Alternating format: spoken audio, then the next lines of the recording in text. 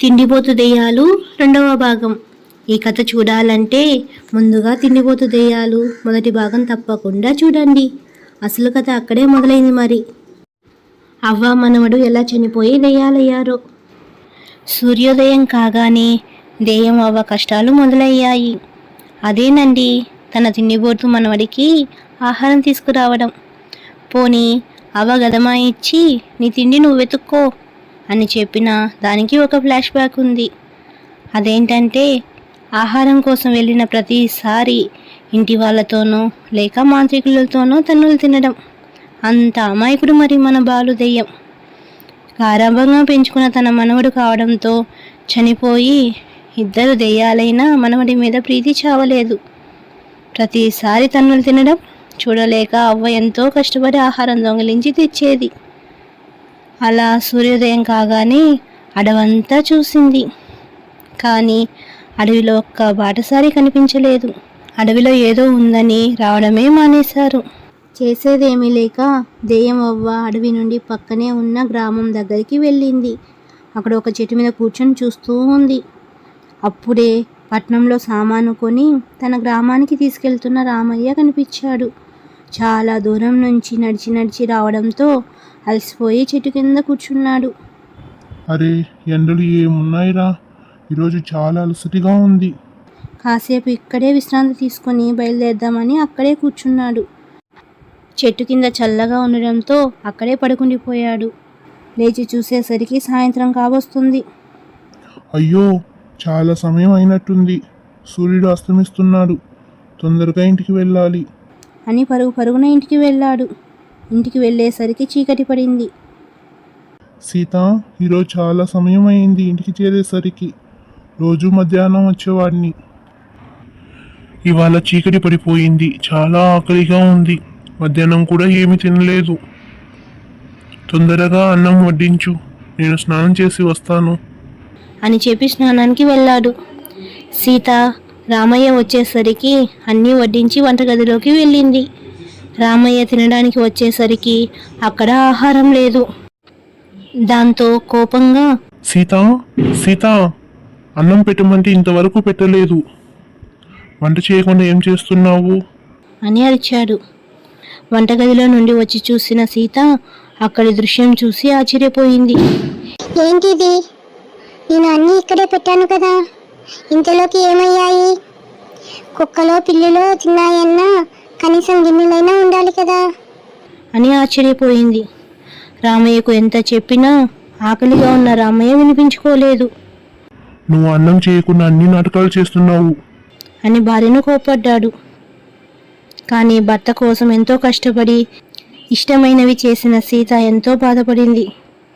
సరే, 10 నిమిషాలు ఉండండి, తీసుకొస్తాను అని చెప్పి వంటగదిలోకి వెళ్ళి గబగబా అన్నం కూర వండి తీసుకొచ్చి పెట్టింది. అలా ఇద్దరు తిని పడుకున్నారు. కానీ సీతకు ఎంతసేపటికి నిద్ర రాలేదు. ఒకటే ఆలోచన, నేను పెట్టిన అన్నం ఏమైంది అని. కానీ ఇక్కడ జరిగింది ఏంటంటే, రామయ్య చెట్టు కింద విశ్రాంతి తీసుకుంటుండగా తన దెయ్యం శక్తితో అవ్వ చిన్నగా మారి సంచిలోకి దూరింది. ఇంటికి చేరిన రామయ్య భార్యతో మాట్లాడి స్నానానికి వెళ్ళిన తరువాత సీత అన్నం వడ్డించి వంటగదిలోకి వెళ్ళింది. అలా సీత వెళ్ళగానే సంచి నుండి బయటికి వచ్చి ఆహారం ఉన్న గిన్నెలన్నీ మాయం చేసింది. పాపం, ఇదేది తెలియని సీత రామయ్య దగ్గర మాటలు పడింది. ఇదే తంతు రామయ్య ఇంట్లో 2-3 రోజులుగా జరుగుతుంది. ప్రతిరోజు రామయ్య అంగడి సరుకుల కోసం పట్నం వెళ్ళి వచ్చేటప్పుడు విపరీతమైన ఎండల కారణంగా చెట్టు కింద కాసేపు విశ్రాంతి తీసుకునేవాడు. అదే సమయం దెయ్యం అవ్వ సంచిలో దూరేది. రామయ్య ఇంటికి రాగానే స్నానానికి వెళ్ళడం, సీత ఆహారం తెచ్చి వడ్డించి వంటగదిలోకి వెళ్ళగానే ఆహారం మాయమవుతుంది. దాంతో రామయ్య ఇంట్లో గొడవలు స్టార్ట్ అయ్యాయి. ప్రతిరోజు రామయ్య సీతను అరవడంతో సీత బాగా విసిగిపోయింది. ప్రతిరోజు తన వంటగదిలోకి వెళ్ళగానే ఏం జరుగుతుందో తెలుసుకోవాలనుకుంది. ఎప్పటిలాగే రామయ్య అంగడి సరుకులు తేగానే స్నానానికి వెళ్ళిన తర్వాత సీత ఆహారం వడ్డించి వంటగదిలోకి వెళ్ళినట్టు వెళ్ళి అక్కడ ఏం జరుగుతుందో గమనించసాగింది. సీత వంటగదిలోకి వెళ్ళిందనుకొని దెయ్యం అవ్వ సంచి నుండి బయటికి వచ్చింది. చిన్న రూపంలో ఉన్న అవ్వ సాధారణ రూపంగా మారి అక్కడ ఉన్న ఆహారం మొత్తం మాయం చేసింది. ఇదంతా గమనిస్తున్న సీత భయంతో వణికిపోయింది. ఇన్ని రోజులుగా తన భర్త దగ్గర మాటలు పడ్డానికి కారణం ఇదా అని ఆశ్చర్యపోయింది. సీతకి ఏం చేయాలో అర్థం కాలేదు. తన భర్తని రోజు ఒక ముసలి దెయ్యం వెంబడిస్తుంది అని తలుచుకోగానే సీత భయంతో వణికిపోయింది. రామయ్య రాగానే జరిగిన విషయం అంతా పూసగుచ్చినట్టు చెప్పింది.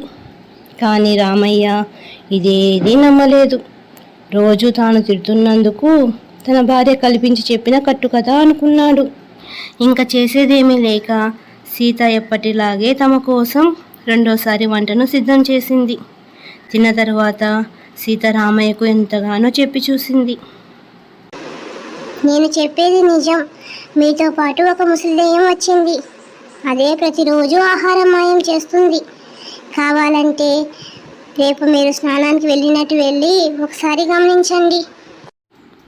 మరుసటి రోజు రామయ్య యథావిధిగా అంగడి సామాను తెస్తూ దారిలో చెట్టు కింద ఆగాడు. అక్కడికి రాగానే రామయ్యకు కాస్త భయం వేసింది. ఒకవేళ నిజంగా తన భార్య సీత చెప్పింది నిజమై ఉండొచ్చు కదా. అలాగే కాస్త భయంగా కాసేపు అక్కడ విశ్రాంతి తీసుకొని ఇంటికి బయలుదేరాడు. ఇంటికి వెళ్ళేసరికి చీకటి పడింది. తాను తెచ్చిన సంచిని అక్కడ ఉంచి స్నానం చేసి వస్తాను అని సీతకి చెప్పి బయటకు వెళ్ళాడు. అలా బయటకు వెళ్ళిన రామయ్య స్నానానికి వెళ్లకుండా కిటికీ దగ్గర నిలబడి చూస్తున్నాడు. అలా కిటికీ నుండి చూస్తున్న రామయ్యకు ఒక దృశ్యం కనిపించింది.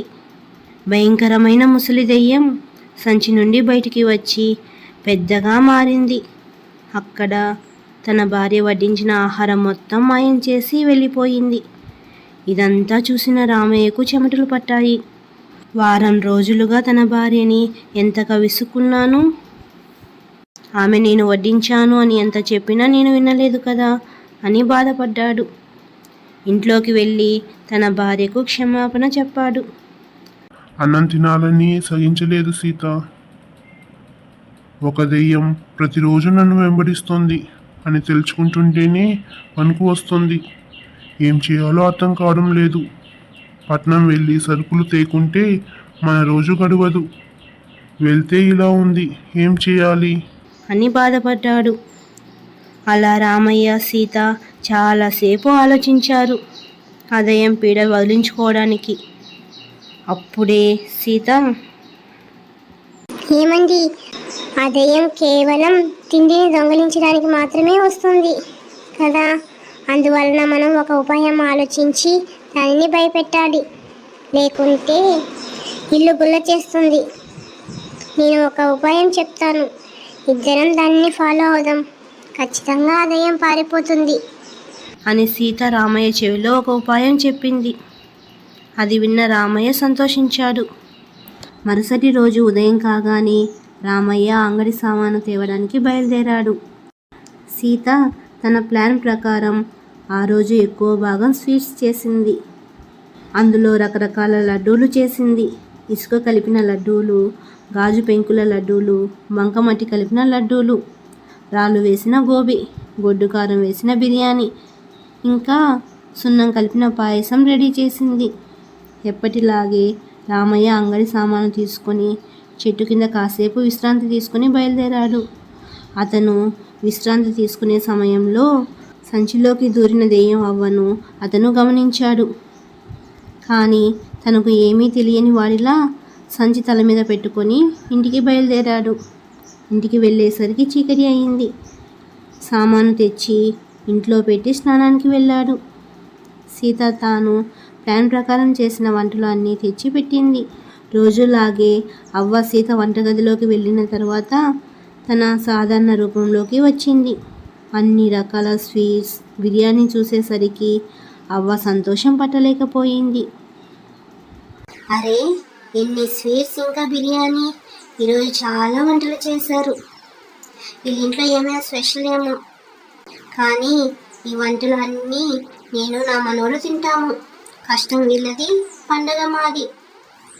అని అన్నీ మాయం చేసి తీసుకెళ్ళిపోయింది.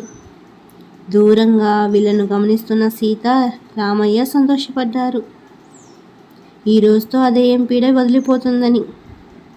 అలా ఆహారం దొంగిలించిన దెయ్యం అవ్వ తన మనవడి దగ్గరకు చేరుకుంది. ఇద్దరూ ఆహారం తమ ముందు పెట్టుకుని తినడానికి కూర్చున్నారు. అవ్వ అన్ని రకాల వంటలు తేవడంతో బాలు సంతోషంతో ఉబ్బితబ్బిబ్బయ్యాడు. అవ్వ, నేను అంటే ఎంత ప్రేమ నీకు! ఇన్ని రకాల లడ్డూలు, పాయసం, బిర్యానీ, గోబీ తెచ్చావు. ఇన్ని ఐటమ్స్ తిని ఎన్ని రోజులయ్యిందో.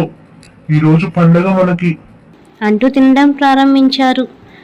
బిర్యానీ తింటున్న బాలు ఆ గొడ్డు కారంతో భయంకరంగా అరిచాడు. ఏమైందిరా బాలు, ఎందుకలా అరుస్తున్నావు?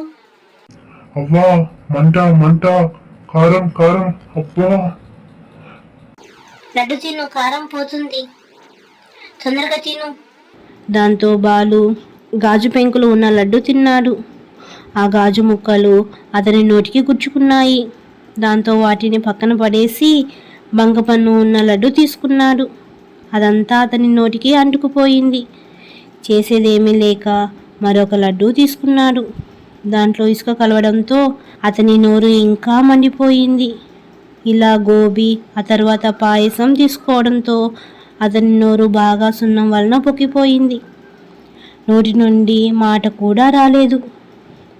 అది చూసిన అవ్వ భయపడిపోయింది.